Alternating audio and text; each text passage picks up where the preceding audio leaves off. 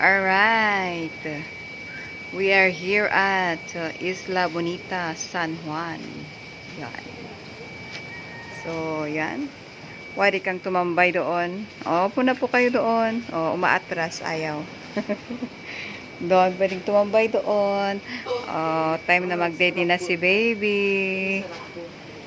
O, ito ang aming accommodation.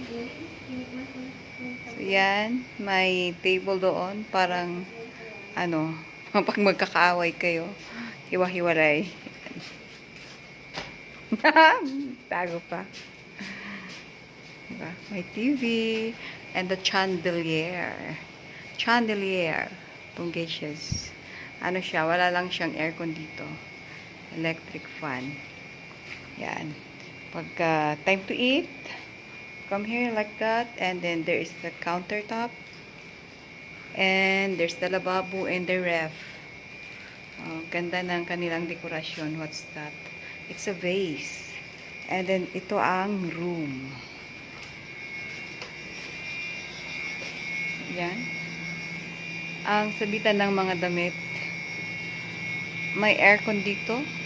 And dalawang electric fan. Baka kulang ang lamig. Yan. Andong is there watching already.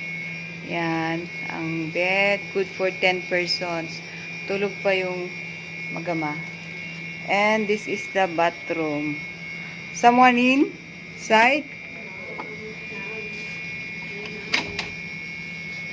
Oh. Pasilip lang, Ate Mel. O yun. Toothbrush. Nag-toothbrush sila. And then, mabuti walang tumatai. And this is the shower. Oh. That's all. That's all for today.